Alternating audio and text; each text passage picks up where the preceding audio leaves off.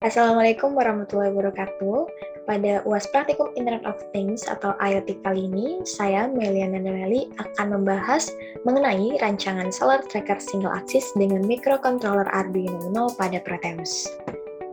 Pertama, saya akan memberikan outline dari pembahasan kali ini, di mana pertama ada latar belakang, metode penelitian, hasil, dan juga terakhir terdapat kesimpulan. Untuk pertama, saya akan membahas mengenai latar belakangnya, di mana di sini terdapat peningkatan penggunaan PLTS yang akan mengakibatkan diperlukan adanya optimalisasi pada sistem PLTS. Untuk mengetahui bagaimana cara kita melakukan optimalisasi tersebut, terlebih dahulu akan ada penjabaran mengenai faktor apa saja yang dapat mempengaruhi kinerja panel surya, di mana di sini terdapat shading, orientasi atap, dan juga sudut kemiringan panel. Sudut kemiringan panel ini menjadi sangat penting karena sudut kemiringan panel ini akan mempengaruhi derajat antara permukaan panel dan juga arah sinar matahari, di mana untuk mencapai sistem PLTS yang optimal diharapkan antara permukaan panel dan juga arah sinar datangnya matahari diharapkan tegak lurus agar PLTS dapat bekerja dengan optimal begitu. Nah, dengan adanya pergerakan dari matahari dari timur ke barat, itu akan menyebabkan panel yang statis atau tetap misalnya dipasang di atap, itu akan mendapatkan sinar matahari yang tidak rata untuk sepanjang hari. Misalnya, dalam satu hari, energi maksimal pastinya akan berada pada siang hari di mana matahari tepat berada di atas bumi, sehingga kemungkinan untuk memiliki sudut 90 derajat atau maksudnya tegak lurus antara permukaan panel dengan arah sinar matahari akan sangat besar. Sedangkan pada waktu sore atau siang hari, energi yang dihasilkan dari PLTS akan lebih kecil dari saat siang hari. Oleh karena itu, untuk membuat PLTS dapat menghasilkan energi yang konstan, misalnya yang konstan seperti pada siang hari, maka dibuatlah rancangan sistem Solar Tracker Single Axis ini agar nantinya panel dapat bergerak mengikuti pergerakan matahari sehingga dapat dihasilkan PLTS yang bekerja secara optimal. Untuk pembuatan rancangan Solar Tracker Single Axis ini, dilakukan metode penelitian yang terdiri dari 3 hal. Pertama ada elektronis, yaitu membuat rangkaian elektronis pada Proteus. Kemudian programming, yaitu programming pada Arduino, karena untuk penelitian ini digunakan microcontroller berupa Arduino. Selanjutnya dilakukan simulasi, yaitu simulasi sistem pada Proteus menggunakan Arduino. Kemudian kita beralih ke metode penelitian yang pertama, yaitu rancangan elektronis. Jadi di sini terdapat diagram blok mengenai rancangan sistem yang akan dibuat. Di sini terdapat sensor LDR1 dan sensor LDR2, di mana sensor ini akan diletakkan pada sisi kiri dan sisi kanan dari panel surya. Sensor LDR1 akan diletakkan di sisi kiri dan LDR2 akan diletakkan di sisi kanan. Nantinya ini akan membuat solar tracker ini dapat bekerja secara otomatis mengikuti pergerakan matahari. Sedangkan untuk push button 1 dan 2 ini akan digunakan untuk melakukan pengoperasian solar tracker ini secara manual. Jadi selain secara otomatis, kita juga dapat melakukan pergerakan secara manual apabila ada pergeseran sudut yang ingin dilakukan. Kemudian di sini ada microcontroller, yaitu digunakan microcontroller Arduino Uno. Kemudian untuk outputnya sendiri ada motor servo yang nantinya dapat membuat panel dapat bergerak satu sumbu, yaitu ke kanan dan ke kiri. Kemudian ada LED 1 dan LED 2, di mana ini merupakan lampu indikator pergerakan. LED 1 untuk indikator ke kiri dan LED 2 untuk indikator ke kanan. Terus dapat juga LCD untuk menunjukkan pergerakan yang sedang terjadi. Kemudian ada virtual monitor pada Proteus.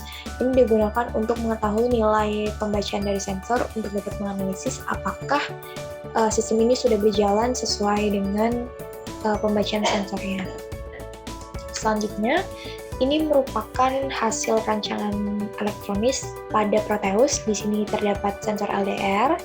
Kemudian di sini ada push button, Arduino, ada LED, ada motor servo, LCD, dan juga virtual monitor.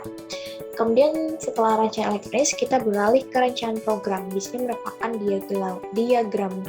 Maksudnya ini adalah flowchart dari sistem solar tracker single axis, di mana ini terdapat awalnya terdapat mulai, inisiasi, kemudian otomatis jika iya, maka nanti sensor akan membaca, kemudian sensor menampilkan pembacaannya pada virtual monitor, dan di sini jika sensor 1 lebih besar dari sensor 2, maka motor servo bergerak ke kiri, sedangkan jika sensor 2 lebih besar dari sensor 1, maka motor servo akan bergerak ke kanan. Kemudian ini akan misalnya ketika motor servo bergerak ke kiri, nanti lampu indikator merah akan menyala dan LCD juga menampilkan ke kiri. Sedangkan ketika motor servo ke kanan, LED kuning akan menyala dan LCD akan menampilkan ke kanan.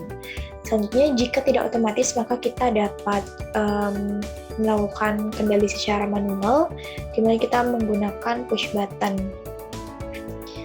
Push button 1 digunakan untuk pergerakan ke kiri, nanti lampu merah menyala, LCD menampilkan ke kiri. Sedangkan push button 2 ini akan mengendalikan untuk pergerakan ke kanan. Misal motor servo bergerak ke kanan, maka LED kuning menyala dan juga LCD menampilkan ke kanan.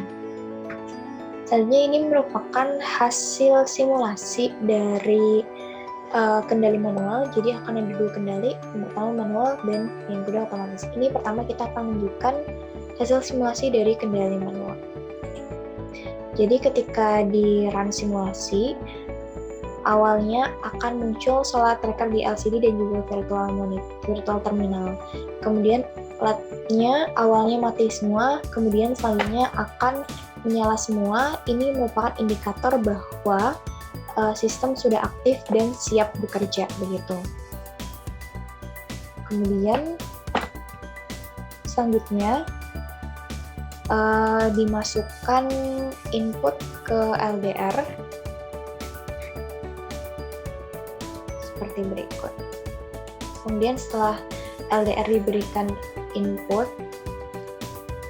telah terbaca di virtual terminal, di mana nilai baca sensor 1 adalah 14, nilai baca sensor 2 adalah 15. Dari pembacaan ini dapat diketahui bahwa sensor 2 lebih besar dari sensor 1, sehingga seperti yang tadi sesuai dengan flowchart-nya, ketika LDR 2 lebih besar, maka motor akan bergerak ke kanan, dan di sini ditunjukkan lampu LED merah sebagai indikator ke kanan ini menyala, dan LCD menunjukkan nilai atau maksudnya menunjukkan kata ke kanan, begitu. Kemudian jika dilihat, ini motor ini juga mengalami pergerakan, begitu. Ini tadi untuk awalnya, kemudian ini sudah diberikan inputan dan dia bergerak ke kanan. Jika dilihat, motornya ini bergerak dan dia menunjukkan bergerak ke arah kanan, begitu. Kemudian selanjutnya akan beralih ke kendali otomatis. Untuk kendali otomatis digunakan push button sebagai pengendali geraknya. Di sini akan dilakukan simulasinya. Ketika push button 2 ditekan, maksudnya push button kiri atau push button 1 ditekan, maka sistem atau motor akan bergerak ke kiri, di mana LED-nya di sini LED hijau yang digunakan, tadi ada salah penulisan. LED hijau akan menyala dan LCD akan menunjukkan kata ke kiri. Baik, dari sini selanjutnya kita beralih ke kesimpulan. Jadi dari rancangan yang telah dibuat mengenai solar tracker single axis ini dapat ditarik kesimpulan yang pertama, sistem solar tracker single axis digunakan untuk membuat panel surya dapat selalu mendapatkan penyerahan matahari secara maksimal, atau dalam hal ini artinya adalah mempertahankan sudut 90 derajat antara permukaan panel dan juga sudut arah datang sinar matahari.